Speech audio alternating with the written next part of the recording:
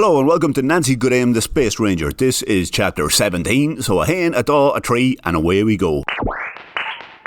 The forenoon of the third day of the first human crewed mission to another planet involved three simultaneous events. One of those events involved European Space Agency mission specialist Bart McMurrow accompanying a Martian sheriff and a Martian waitress/astronaut called Martina Rudelsplitch on a search through a Jupiterian forest to find his colleague mission specialist Nancy McGinley, who had been feeling the worse for wear after some halubalberry ingestion and took it upon herself to wander blindly away from the group. Now, the second event involved a Jupiterian called Gumgulgar Umterwackle, or Bip, having a halubalberry-induced dream while lying in a pool of puke at the edge of a stream in the Jupiterian forest of Proverbs and waiting for Bart, Martina and the sheriff to return. The third event involved Nancy going on a halubalberry-induced dream state wander, and it began immediately after the end of the last chapter, with Nancy stumbling through narrow gaps between forest vegetation. She could not say which direction she was going, only that the trees were growing increasingly closer together the further she travelled, and their branches were getting lower, until she came to a ravine, where the eastern glow of daybreak shone sideways into the deep, narrow, steep-sided gorge. Nancy was lost, dazed and a little bit thirsty. "Hey, you up there, could you give us a hand getting out?" came a familiar voice from far below. Nancy crawled on her stomach to the edge of the ravine where the thick tree growth gave way to bright orange bare rock and looked down. She could make out three humanoid creatures hacking into a rough terrace cut into the steep rock wall of the gully below. "Is that you, Bip?"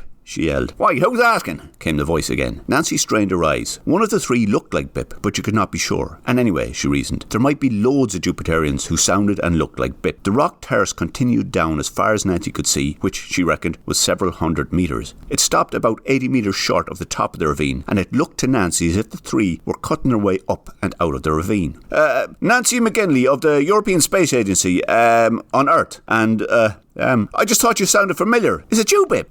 It's Gumgulgar Unterwackle, Nancy. And can you call me that in front of the lads?" yelled the voice back. "What lads? What are you doing down in the ravine?" "The rest of the Hobble Defence League, Nancy. We decided to unsplit the split in the organisation after the wizard Oberon stuck us down here. You know, many hands make light work. Besides, Charles Rontelbeck was the real traitor, and now he's dead. Plus, we have a common enemy in Oberon. Anyways, can you keep the yelling down? He's got hearing like a zombie catch." Nancy's eyes were beginning to adjust to the light of day and the downwards perspective. She could now see that they were indeed cutting a terrace upwards into the rock slope by hand. Well, by axe to be exact, but it was still heavy work. "Did you not hear me, Nancy? Can you give us a hand getting out?" Nancy's head still throbbed with the effects of her halubalberry breakfast. She was also still slightly dizzy, and making sure to keep the part of her body that extended from the neck down well inside the edge of the ravine. Only the top of her head and her eyes extended out of the edge. "Nancy, can you get us out?" Nancy could not think of a single way of getting Bip and his two co-excavators up the last 80 metres of the ravine.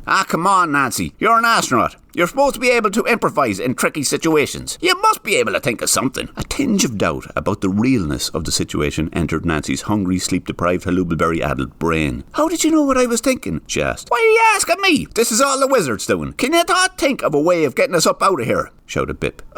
Said Nancy. "How did you get down there?" "Magic." "Right," said Nancy. "Magic, right, well, I suppose maybe you can swing up on the vines." "Spongordial vines would work, Nancy, but be quick about it. We need to get out of here before Oberon turns up."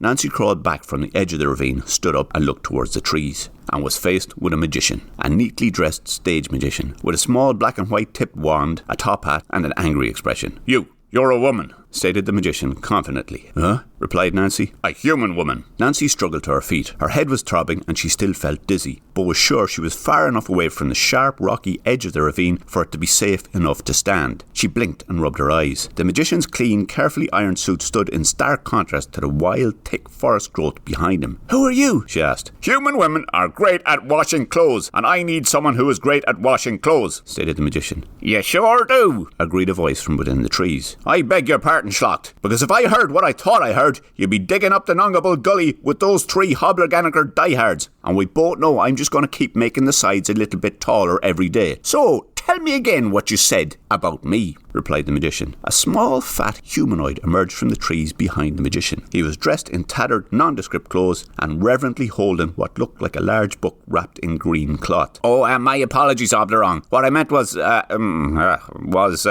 you don't need someone to wash your clothes because you don't smell," said the small, fat humanoid who had just emerged from the trees. "Who are you?" asked Nancy. She glanced back to the ravine and wondered if Bip could hear what was happening. That was if anything real was actually happening at all. Her stomach churned. I'm the Wizard Oberon, replied the magician, and I want you to dedicate the rest of your life to washing my clothes, he added. Nancy looked around her. The ravine gouged a crack in the landscape that stretched as far as she could see. It opened the tree canopy to sunlight and made everything dazzle and seem unreal. My name is Nancy McGinley from the European Space Agency on Earth, and thanks for the offer, but no. Nancy paused for a second. Her stomach continued to churn. For a brief moment, she felt as if she was going to vomit again.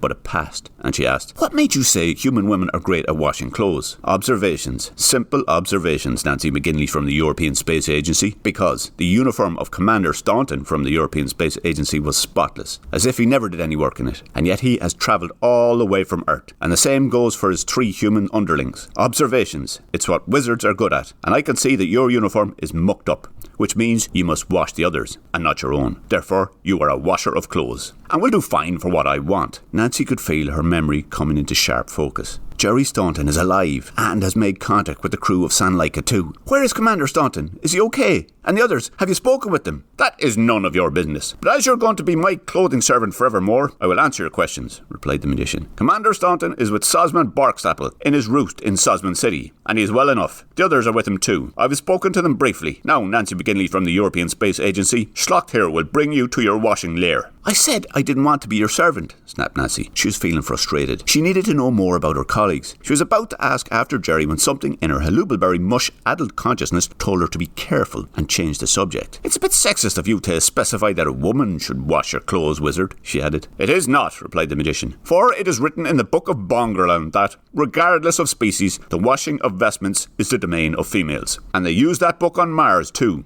So, you know, it's doubly true. Show her, Schlocht." The small fat humanoid shuffled towards Nancy. Nancy sidestepped, half-turned and faced him as he did. This meant that the ravine, and possibly Bip, and the rest of the now reunited Hobbler-Graniger Defence League was to her right, and the magician to her left. "Don't worry," said the magician. "Neither me nor Schlocht intend to throw you into the gorge. Washerwomen are hard to come by on Jupiter, especially in the Forest of Proverbs. I save that particular punishment for the members of the Hobbler-Graniger Defence League, for daring to go up against my buddy Sosman." Small fat humanoid carefully removed a cloth and turned the pages of a large red book, stopped at a page and read aloud. "Page 1834 of the Chorus of Fununkadunk, line 87, indent 6. Fairly, you may eat a spontaliger at all moments in the whole day, save the full of the sun, whence reverence must be given to the gut, or his appointed representative." "Huh?" said Nancy. "Indeed," replied the humanoid. "Oh wait, sorry, not that one. I meant to read the line 85, indent 6. They're similar. I dictate to all who have ears that your clothes must be kept clean." "Eh?" said Nancy for a second time. "What's that got to do with women?" "Everything, because the must in that indent is of the feminine form,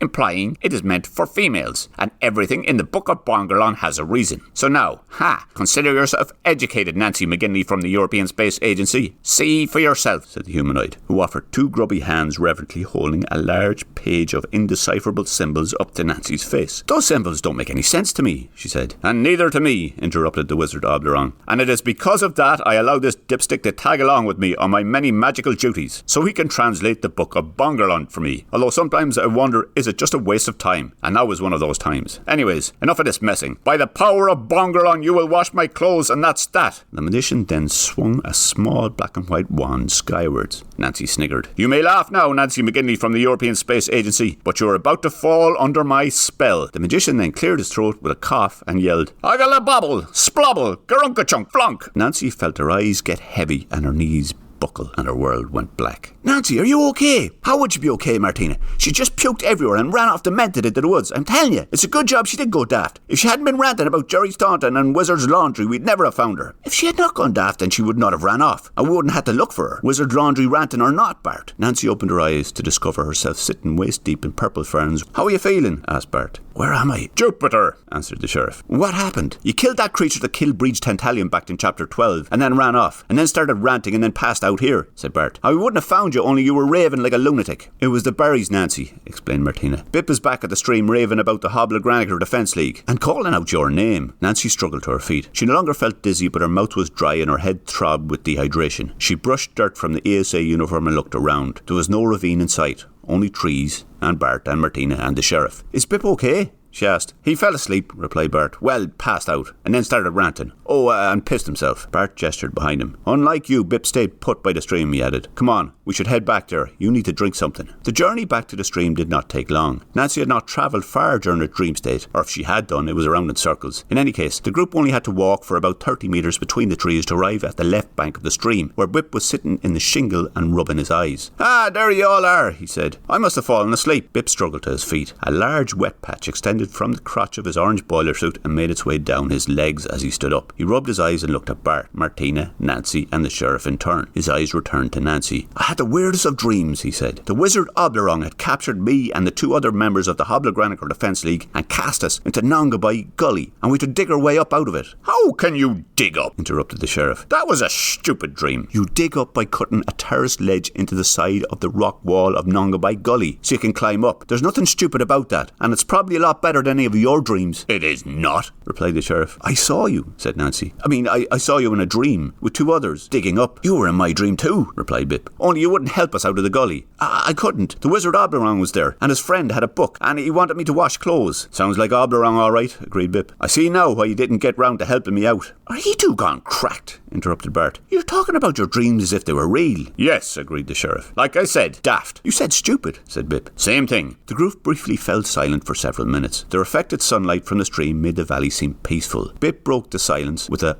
I heard some strange chanting coming from the top of the gully before I woke up. What was it? Asked Nancy. It sounded like along a bobble slobble, grunch a chunk flunk, interrupted Nancy. That's exactly it. So both of our dreams were real. I don't know what to think, Bip, said Nancy. Well, I do. There's no way that's a coincidence. It's a sign. And you know what that sign is telling us to do? Asked Bip. Not eat mushed berries for breakfast, suggested Bart. No, said Bip. It's telling us we need to make peace with the others and reform the Hoblogranicor Defence League, or at least I should. How did you take that from it? Asked Bart. Jupiterian logic is how, replied Bip. Come on, I've an idea where their lair might be, and it's not far. Bip then turned and began walking downstream, making sure to give the slumped, lifeless body of the Tangagan a wide berth as he did. Martina shrugged, looked at Bart, Nancy and the sheriff, and followed. The sheriff, possibly for want of a better plan, followed Martina, who was followed by Nancy. Nancy, said Bart, don't forget your crossbow. He picked it up from where it had been discarded in a pile of puke, rinsed it quickly in the river, and handed it to Nancy. Just in case we run into another one of those yokes, he said, pointing to the remains of the Tangagan. Nancy paused to cup her hands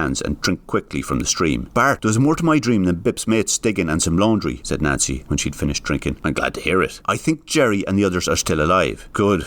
Maybe they'll know where to get something to eat. And that was it for the early morning on the third day of the first human crewed visit to another planet. Two simultaneous and similar dreams, a wizard/magician in need of a laundrette, a Martian sheriff, a Martian waitress/astronaut, European Space Agency mission specialist Bart McMorrow, European Space Agency mission specialist Nancy Goodaim McGinley, and a Jupiterian called Gumgulliger Unterwackle, or Bip, on a Halubelberry-inspired mission to reunite the Hoblogranicor Defence League.